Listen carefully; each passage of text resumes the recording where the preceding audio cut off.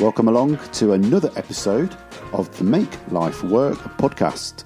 I am Cy Jobling, at Cy on Twitter, and for this series I'll be talking to a selection of good friends from around the tech scene about finding time to work on side projects, along with maintaining a healthy lifestyle with full-time jobs.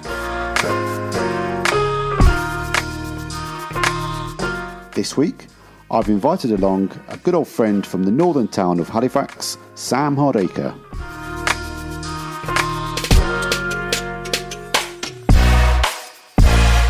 Sam and I met over 10 years ago at another web conference. We continue to see each other through some local geek meetups of the era, and we've hooked up on a number of side projects ever since then, which we'll no doubt talk about. Sam is also an amazing illustrator. He's always my go-to person when I need something commissioning. So it made sense for me to invite Sam along for a chat on this podcast to tell us his story about balancing his work life, home life, and all the side projects he's been all over. Let's get into it. Hey Sam, how are you doing? I'm not too bad. It's Friday, so I'm working from home, so it's all good. Didn't have to commute today. Exactly. I appreciate it. I'm the same as well. I'm making the most of my Friday lunch hour talking to you. Yeah. Not hungry at all. I had a big breakfast, so I'm all right. You've sorted yourself. You're good. Yeah. So I get up, and usually in the morning I get up with the boy and have breakfast first thing. So I eat at like 6:30. And then the days I work from home, I get home at like 9 o'clock after the school run. And I'm like, I can have breakfast again now, because it's just that time. So that kind of sorts me out. Nice. Do you have a nice, big, nutritious breakfast, or do you just go for the basic? So in the morning, I have porridge usually, and then I usually follow it up with some toast. So not massively nutritious, really. Enough, though, to keep you going. Yeah. Well, I mean, we're going to probably talk a bit about lifestyle and family and all that sort of stuff later on. But for the benefit of all the listeners that don't really know who you are, do you want to tell us a little bit about yourself, what you do, and a little bit about how you got there as well? Yeah, sure. So my current role is I'm a sort of UX designer, front-end developer for a startup in Leeds. To be on the safe side, I can't really talk about what we're doing because it's kind of a industry-sensitive kind of thing. Not the web industry, it's in the financial industry. Designing and building the front end of the product that we're looking to launch in the next few weeks. So I've been there since April, I think it was, I started. So I was the first guy there, just basically... the brief was like, we've got some branding, but that's about it. So on you go. So I've been having fun building and designing all sorts of user interface stuff, which has been quite fun. Before that, I've kind of dabbled with a bit in design as part of my job, but my focus has mainly been just the front end side of things since I started, really. So the way I got into it was by pure chance. So between my first and second year of college, when I was 17, I used to go drinking at my local pub, as every 17-year-old used to do, and I just happened to make friends with a couple of the locals there, and one of them was, she was sort of saying, what are you doing over the summer? And I was like, no idea, and she just went over to her other half and went, give him a job, and he went, all right, yeah, come in on Monday. That was easy. Yeah. So that first summer I was doing shit jobs, I wasn't doing web development, I had no idea what HTML meant. I had absolutely no desire really to get into it. So that first summer I was just basically cold calling clients, doing paperwork and filing and all sorts of shit jobs. But then I sort of started picking up little bits of, maintenance work as I was there, just a bit of overflow kind of stuff. And then after that, I got my timetable in my second year of college, and by chance I just had Fridays off, which was really good. And they just said, do you want to come in on working on Friday? And then that kind of led to, throughout my second year, I kind of got a bit fed up of college and the way it was working. And when we got to the time of looking towards applying for unis, I was just like, it's not really for me. I have no idea what I want to do at uni. I kind of wanted to be like a bit of a comic illustrator / animator, but didn't really get much guidance in how you actually get there through uni. So basically I ended up dropping out of college, and that was triggered by the fact that this agency said, we're looking for a full-time developer, do you want to apply? And I applied, and then about a year later I was like the front end guy, because the people who were doing it before, they had interests in other areas, so it kind of allowed them to move off into more sort of managerial roles and things. And I stayed there for like 8 years, I think, in total. So I left there about 2011, I think I left there. And then I've been to a couple of agencies between then and now. Went to work in-house at a boiler company based in Leeds last year. And one of the one of the funny things about that was when I joined, the person who was interviewing me was like, "Oh," because my wife works there. I joined her department. They were like, "Oh, it's really good that you've got faith in the company, that you put in both family, the household salaries into one company." And I was like, yeah, it's quite good, isn't it? And then 6 months later, they had a corporate restructure, and they're like, "Oh, we're going to make you redundant," which was a bit of a stressful. I'll say a stressful week, because the week after I got this job queued up, it was just a pure chance again. I was talking to my sort of old employer, and he was like, "Oh, so and so is looking for someone like you." So that was quite good. I kind of landed into this job just through knowing people, really. So it's been so it's quite fortunate, really. A sequence of fortunate events for you, by the sound of it. Yeah, a few misfortunate ones, but yeah, you kind of found your feet through it all. Yeah. It seems like you've kind of naturally evolved in your career since dropping out of college almost. Summer job, bit of part-time work, giving up college, and then going into that career, I guess. So I think in the sort of early days when I was learning sort of CSS and stuff, that was back when like the web standards and stuff was all kicking off, and it was really like, in terms of like the CSS side of things, everything was still very much up in the air, and stuff was still developing. So there was always like, loads of new stuff to learn and things like that. And I was constantly reading books and things like that. Like I said, I started without the intention of going into that. But then as I started getting deeper and deeper into it, I enjoyed it more and more. And I was sort of happy to stay there for 15, 16 years. So now I'm starting to branch off a little bit more. So I'm less interested in the coding side as time goes on. I'm kind of looking to change it up a little bit, which is why this role is good for me, because it's, kind of half and half, a bit of UX design, and, which is purely on the sort of like the visual side of things and doing like prototyping and all that kind of stuff. And then there's this coding side of things as well, which just kind of evens it out. There's a balance there. So there you go. Oh, I like the wordplay there. Very good. Yeah. It's interesting you say that, actually, because I think where I work, you've got a very clear distinction between design and development, two completely different roles. And I think when you get to that scale, because I work at a massive company, obviously, and I think when you get to that certain scale, you find a tipping point where you go, we need dedicated people in those worlds, because it's just too much to do. Whereas it sounds like you're working in that lovely startup environment right now where you can do a bit of everything. How do you find that balance between the two? It sounds like you prefer the design element a bit more, but you just don't want to let go of the coding element either.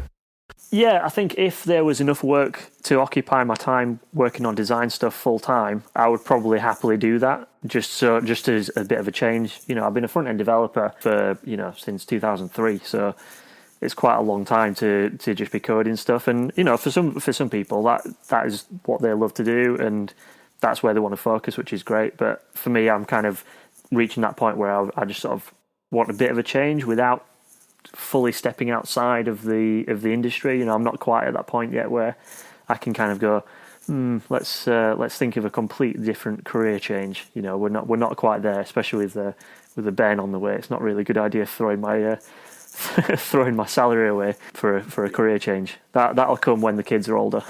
You've hinted towards the children element already a few times, and the fact that you worked with your wife in your previous company. Speaking to Dom previously as well, he worked with his wife. Mm-hmm, yeah. The whole concept is just crazy to me. I was like, ooh, I love my wife and she's amazing, but I don't think I could work with her as well. How have you found that? And tell us a bit about how you've got through that as well. Well, I mean, we've been together for 11 years now, and for 90% of that time, we've had like a working relationship. So when she first moved up from London, she went to join one of the clients that I was servicing as part of an agency. So there was always that, sort of like working relationship there. And we've kind of, from that point on, we kind of developed basically we sort of set ourselves like some little rules, like you get home, you have if you've had a shit day, you have a bit of a rant, but then that's it. So you don't talk about work all evening. We've just kind of done that ever since. So we've worked at an agency before as well together. So we worked together for about 2 or 3 years, I think it was.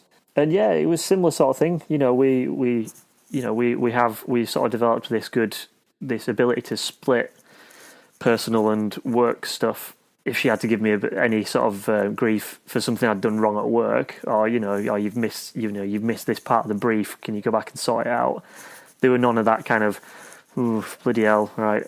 When that, when that kind of goes home, you kind of go, right, that was work. Now we're sort of at home, so let's not worry about it. So it's that nice, healthy boundaries between work and home, I guess. Yeah, and it kind of fell naturally. It wasn't really a discussion we had. We didn't sort of sit down and go, right, 6 o'clock, no more work talk. It just kind of, we just kind of fell into it, really. So, yeah, it was quite fortunate. It's quite nice that it naturally happened. It wasn't got to a point where you go, we keep moaning about work and it's 9 o'clock. I just want to watch some TV now. You naturally found that pattern. Yeah. That's great. I mean, and then you've also talked about the children as well. So you wake up, you spend some time with your son at the moment. You've got one on the way. How are you finding that balance of like finding time with the family and work? 'Cause it sounds like you've got quite an intense job as well. I mean, to be honest, when my son was first born, that was around the time I started doing Inktober projects, and I kind of bit off more than I could chew, I think. So I think I'm sort of now getting to a point now where I'm getting the balance right. Previous years for the Inktober projects, I've kind of taken on what I think is a manageable project, but then when I get into the guts of it, it turns out that, I was like completely underestimating how much work I was undertaking. So like last year, I decided to do a comic strip basically every day. So I was doing like a 4-panel strip that I was writing. I think I wrote quite a few of them beforehand, but I was penciling and inking on the same day, which, ended up, sometimes I was able to smash it out in like an hour or two, which isn't too bad, but there were other times where it was taking like 4 hours to do something. I think, last year was the sort of the last year where Louisa was sort of like, you might want to revise how you do this a little bit. Because, she's always been like, it's great that you want to do it, but I think it has been a bit of a problem when I've been in the middle of it, because it does become a sort of a situation where you get home, especially if you've got a long commute. Like last year, I had a long commute. I was getting home at like 6:30, 7 o'clock. And then you're doing like a 2 or 3 hour stint after you've put the kids to bed. So you sort of, I was finding I wasn't working till 8 o'clock, and then I'd be finishing and then going straight to bed. So it was like, right, when do we see each other? Yeah, I'll get that. Yeah. So I think I've managed to address that this year in the project I've decided to do, which is a lot more kind of, I can attack the project in bite-sized chunks. So I'm able to sort of work within the boundaries of how much time have I got, rather than what task do I have to complete today, if that makes sense. Rather than last year, it was like, right, I've got to complete an entire strip, which was effectively the same, working at the same scale that I'm working at this year on A3 paper. This year, it's been like, right, tonight I've got half an hour, I can do this one panel that I know will take me half an hour to draw. And then, on a weekend when I've got a couple of hours, it's right, I can tackle one of these big panels that, I can spend a bit of time on.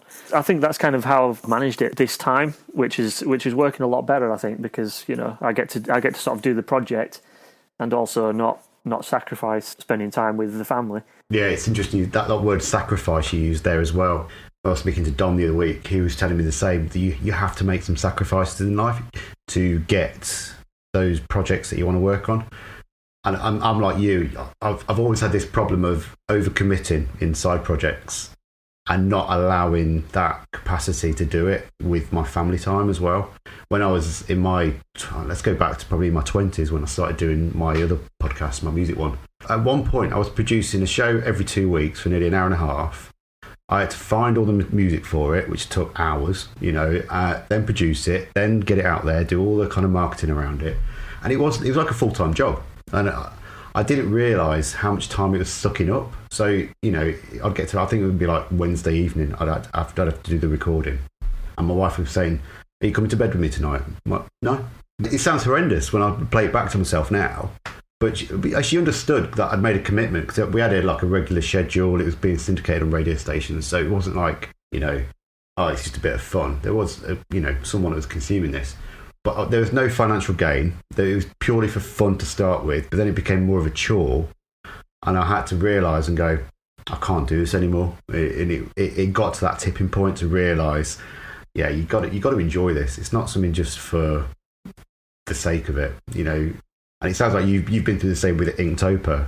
Yeah. I mean, to be honest, I had a similar thing a couple of years ago where I did a project with a gallery in New York. So they contacted me about doing a project that they do where basically they specialise in like pop culture stuff. So they do like movie poster prints and stuff like that, and it's really good. It's called Bottleneck Gallery, so I'll drop a quick pimp there. We'll get that on the show notes, yeah. On their website, they basically stick up a product page, which is this artist is going to do a commission for you. You pay the money, and then you tell us what you want, and then they go away and do it, and they open it up to like 50 slots or something like that. And that was quite good in terms of like the financial side of things, because it was, I was getting paid a lot more per commission than I, charged for my own commissions. But even so, like when I was in the middle of that project, we'd have our dinner, and then my son was like, "Right, Dad, you got to go to work." Oh, bless him. I was like, "Oh, yeah, thanks, mate." And even though there was the financial kind of benefit there was still the kind of, I'm not actually seeing, I'm not able to, take my kid to bed and read him a story and things like that.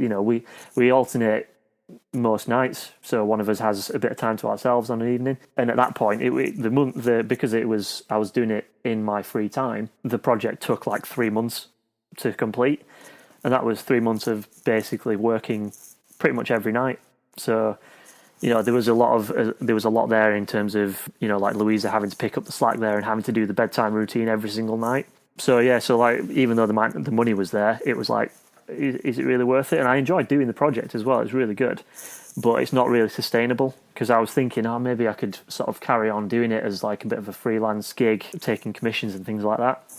But in the end, I've kind of decided against it. I need to sort of, I need to work on my own stuff. Because I'm kind of focusing a lot more on what I want to do with my side project at the minute, rather than taking ideas from other people.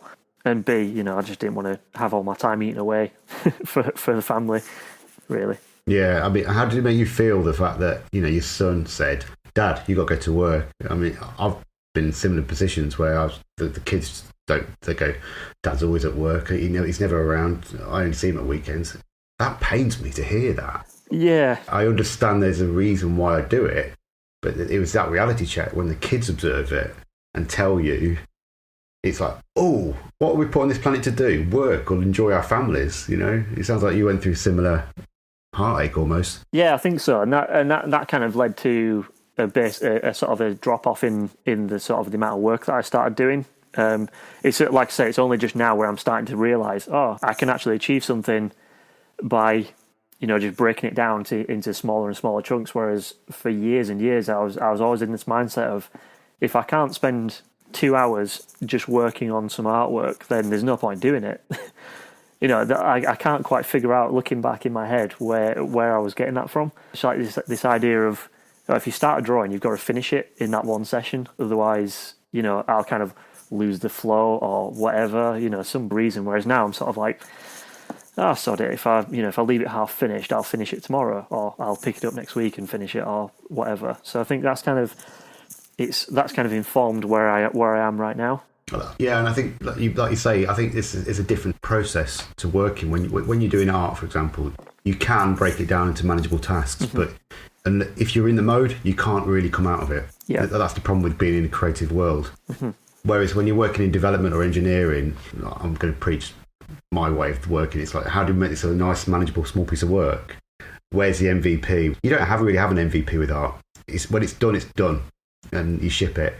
But with your Inktober comic panel approach, which I've been following, I love this stuff that you're churning out.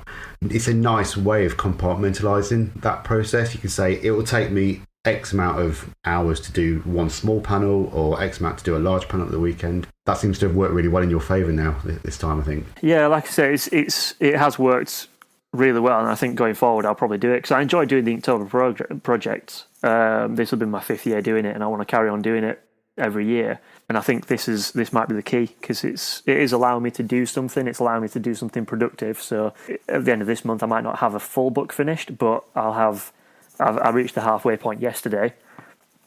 But it's kind of given me the drive now to sort of, right, I've got half of it finished, let's get the other half finished, and then I can smash it out. But then taking it forward, I can just work in the same way.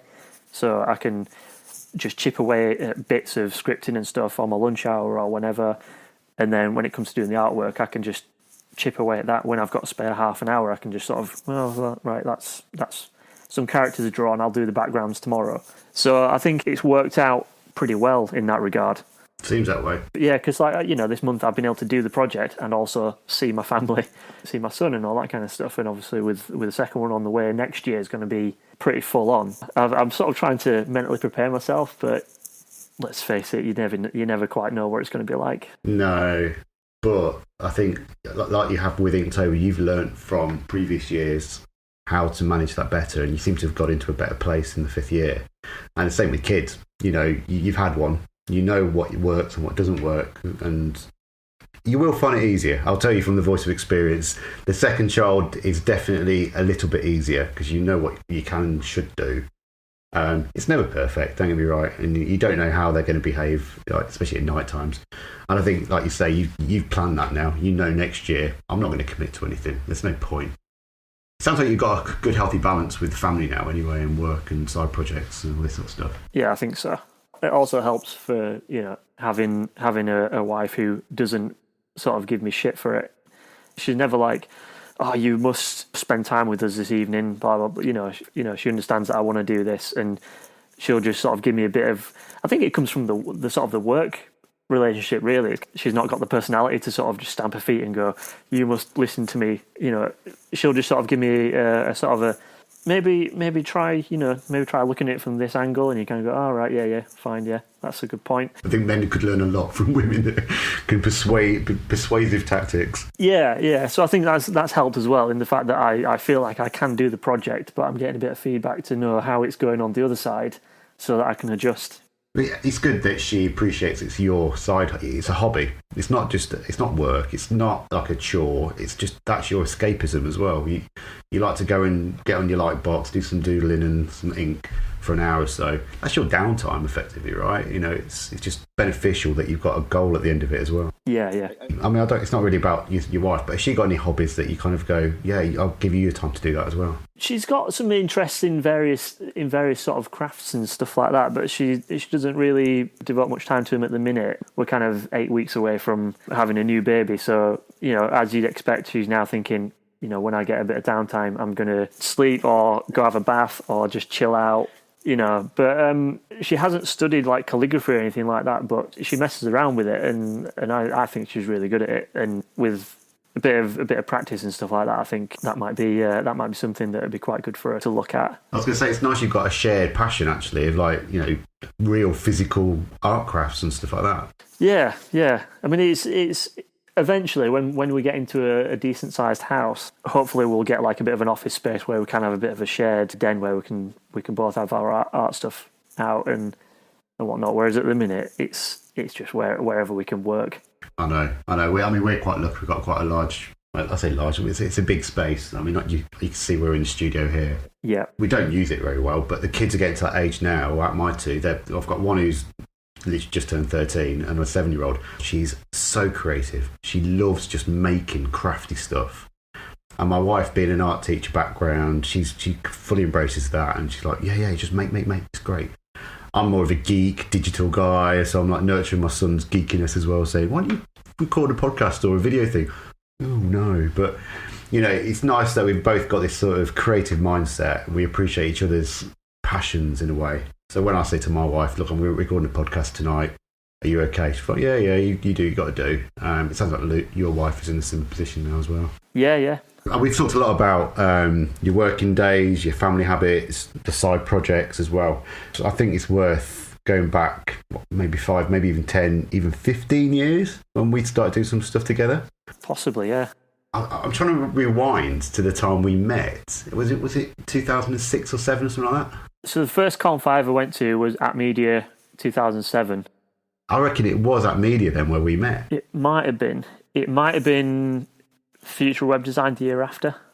Oh, it could have been that one actually. Yeah, I think we sort of chatted online and stuff because we've been friends on Twitter since 2006, possibly. So it's a long time. It is, and I've recently been reminiscing a lot about the old days of the internet. We've been talking about Flash, how it's kind of going out of fashion and it's pretty much going to die next year. You mentioned earlier about the CSS movement and the web standards era of all that, the noughties. What do you think is your most memorable moment, I guess, and what do you miss? Oh God, it's a tough one.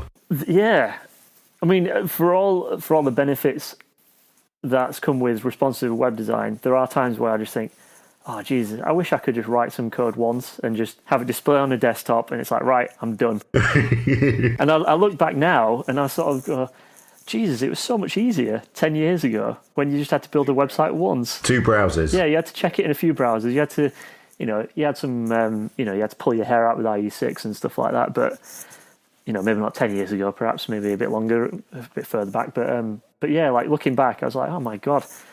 I remember some projects where it took me like a month to build a website, and I'm like, God, that'd take me, a couple of days now just to do that one brief. So there are times where I just sort of think, yeah, wish I could just get away with that. But obviously, these are the times now. They are. For anyone who wants to get into the tech industry, doing what you do, front-end development and design, what would be your number one tip, do you think? I'd probably say learn the basics, learn the fundamentals. How far back are you going with fundamentals in? Well, I mean, I wouldn't go as far as saying like ignore SAS and things like that, but I would start with, learning about web standards and stuff like that, how to structure HTML properly and things like that. Don't just dive straight into React and things like that because, I've been dabbling with React recently. I can see where sort of poor practices might start to come in, especially when you start delving into, applying inline styles to components and things like that. So I would sort of say, focus on that, focus on getting your structure right, and then how you can apply that, how you can apply the visuals with CSS, and basically learning about semantics and things like that, and trying to maintain some of that. It's kind of difficult these days when it comes to, I suppose, like component-based development, where the old semantics arguments are slightly changing. So the argument 10 years ago used to be, the class name should describe what it is, not what it does, whereas now we're switching to component-based stuff. There are some instances, depending on whose kind of advice you take, where that kind of flips on its side a little bit. So you do have classes that describe how the thing should be presented rather than what it is. As you kind of abstract stuff out, I don't have a personal sort of gripe against anyone's kind of thing. My opinion is whatever works for you. I've worked in places where you have to do stuff a certain way. It's like, right, well, that's just the nature of the beast, unfortunately. So yeah, it's quite tricky. I don't think I'd want to get into the industry now as a beginner, because there's just so much stuff and there are so many different things you have to get your head round, and also so many different ways of developing. So like, 10 years ago, there wasn't really many variations of developing front-end websites. It was like, here's the best practice of class naming systems, here's the best practice of structuring a HTML document, and here's perhaps a couple of variations on how you might structure your CSS file, but that was it. Whereas these days, it's like, there's so much variation nowadays that I think if I was a beginner, my head would explode trying to figure out which way was the right way. And I don't think there is a right way, to be honest. Well, yeah, I think that's probably right. So I'd probably give that advice as well to a beginner. Like, don't worry about what's right and wrong. Figure out what you're trying to achieve, and then I think over time you slowly figure out. You'll build something one way, and then 6 months later you'll read a blog post that will be a better way of building what structuring how you've built something before. So you kind of either, if you've got time, go back and refactor it so you're making improvements, or you'll just kind of remember that for the next time you need to build something of a similar feature. Yep, completely agree with that sentiment. Learn from your mistakes and keep pushing yourself as well. So I think what you're saying is, go back to basics, learn the foundations of what the web was built on, rather than jumping into a framework. And understand why we do these things. It's probably a fair way of putting it. Yeah. And would you suggest, from your personal experience, now that the industry is quite wide, there's so many ways of doing this, and you've got a lot of experts in different areas, would you say you've benefited from focusing on purely on the design and front-end element, or do you think you could have learned more by going into the back-end stuff, the databases, performance, DevOps? It'd be quite difficult for me to say for certain, because I've never really had an interest in that kind of stuff. I honestly don't think my head's wired for that kind of stuff. I understand the basic concepts of JavaScript and things like that, and I'm getting my head around React at the minute. But yeah, throw me into the middle of like a full React project and I will go, what the hell? And I'll sort of struggle a little bit with that, I think. Yeah, it'd be quite difficult for me to say. I guess I would say, gravitate to what you feel some attraction to. If like me, you're a bit more visual, you might want to dabble first in CSS and learning how to apply visual styles to a web page, and then see where it goes. So some people might start out designing and then start asking questions about, oh, well, how do you go about building that? And then once you get into the front end side of things, people might go, well, so I've got this page full of this data that's been pulled in from an API. How does that work? So if that's where you sort of feel yourself being pulled by your own interest, then I would say follow that. Follow your heart and what you enjoy, basically.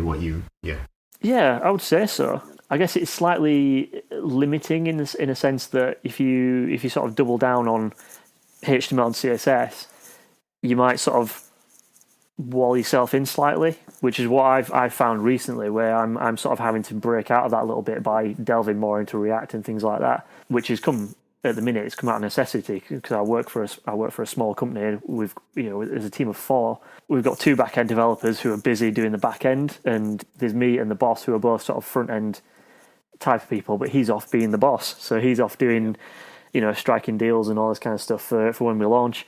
He's kind of left it to me to kind of go, right, let's pick up the reins and try and get some React built. I guess what I'm trying to say is try and follow your heart, but sometimes you'll be tugged a little bit in a direction that you don't feel naturally compelled to go yourself, but maybe give it a go and see.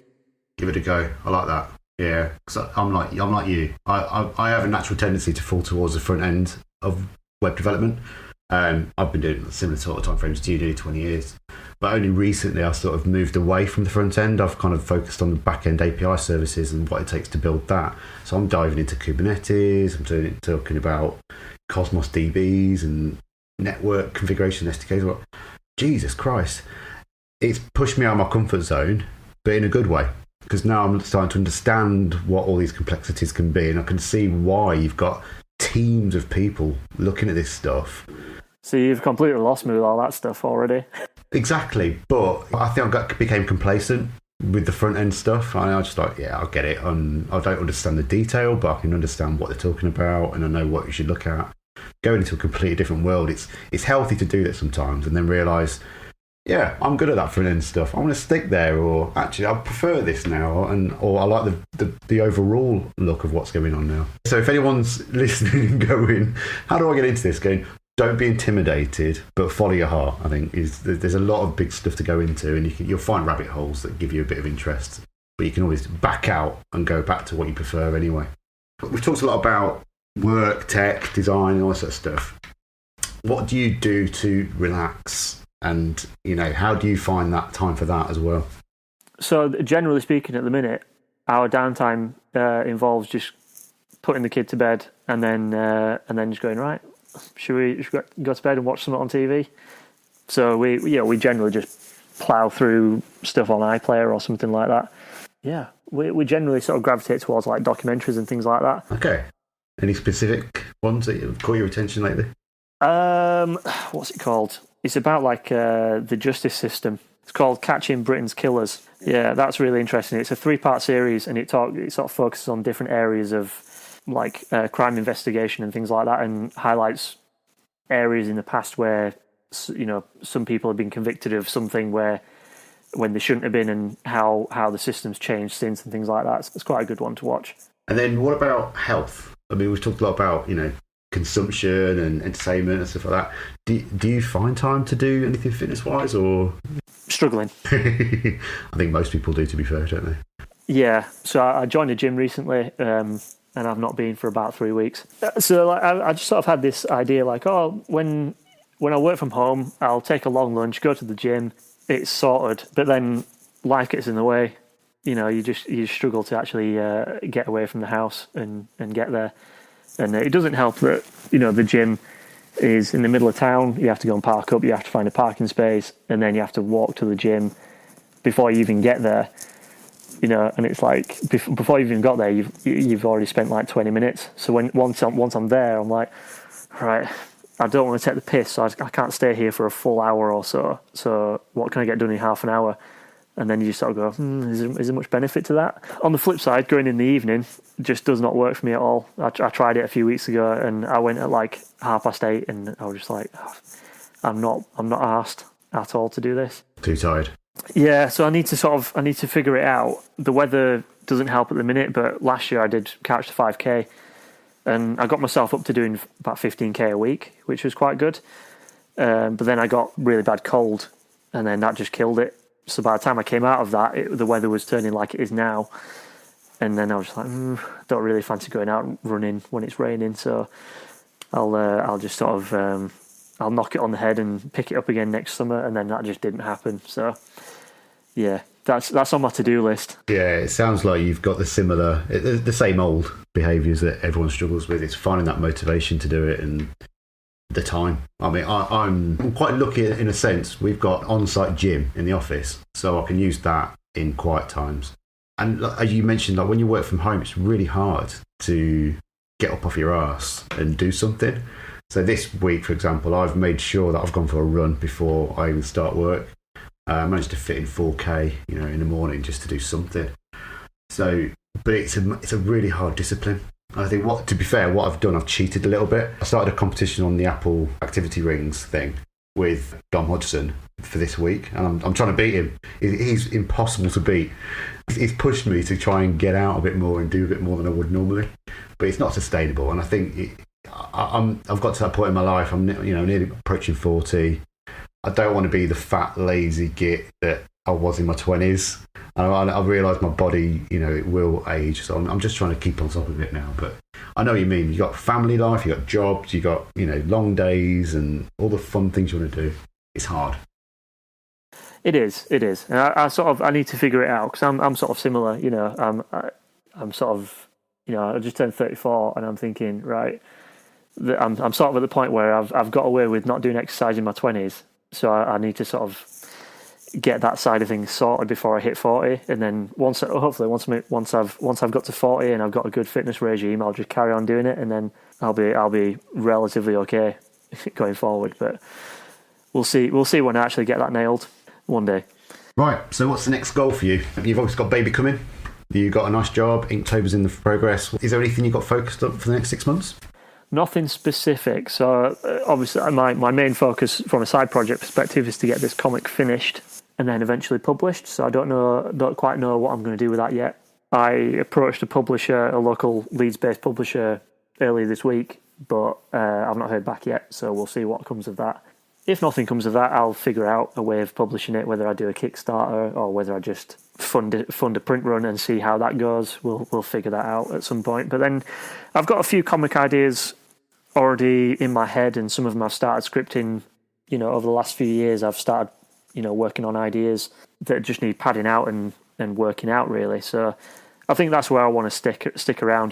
People ask me, "Oh, do you do commissions and stuff?" And it's like, well, I have done in the past, but at the minute, I'm more interested in trying to get what I want to get done. I've been toying with doing comics for years and just fighting about putting it off and getting stuck doing commissions and stuff like that. And then I kind of go, right, well, now I've done a big load of commissions, I want to take a break. And then when I come down to sitting down to do the comics, it's like, right, something else will come along, right, I need to do that. So I think at the minute is focusing on setting aside the time and the energy to say, right, any side project time, it's going to be on this comic, just to try and get something out of the door, really. The ultimate end goal is you get that comic printed and people buying it, ideally. Yeah. But for you got satisfaction of, I've made that, it's printed, yep, and I've made that, it's a satisfaction, I guess, from doing that. Yeah, I think it sounds a bit weird, but the desire seems to have been born out of having children. Yeah. So, you sort of think, when I'm older, what have I got to show for the time that I've spent? And when it comes to the web, it's like absolutely naff all, really. Oh, don't say that. I mean, in the sense that it's so intangible, like stuff that I built, 10 years ago, you probably can't find it anymore, apart from maybe on the Wayback Machine. But you know what I mean? There's nothing there. Whereas, if I've got a bunch of comic book pages and some printed comic books, it's like, right, here's what I've managed to do. And I guess it's also an aspect of thinking longer term, because obviously I've only got a 5-year-old at the minute, and you don't really have to worry about, egging him on to actually get some work done, because he's in that phase of school is really, really exciting and it's new, and he wants to go to school every day. But I guess there's also the aspect of just trying to push yourself to achieve something just off your own back and for your own sort of satisfaction, I guess. Yeah. Like, I don't need to do it. There's no real, I don't expect to have any sort of financial benefit from doing this. It's certainly not going to be, equivalent to the amount of time that's been spent working on it. And I think that's just a common thing in comics, especially if you're sort of like an indie comic creator. It's more about sort of, garnering the value out of the process and the having something to sort of show for it as well. Just getting the enjoyment out of that, I guess. Yeah, fair point. I like the idea of it, you having a legacy that's not online. I think I fell into the trap of all my productions and creations are online, and they die. Eventually they will die. I've got a Flash game. I was talking about Flash earlier. I've got a Flash game I built for university back in 2002 or 3. That's going to die next year, and I'm like, it was one of my finest moments, one of my proudest moments, right? And it won't last.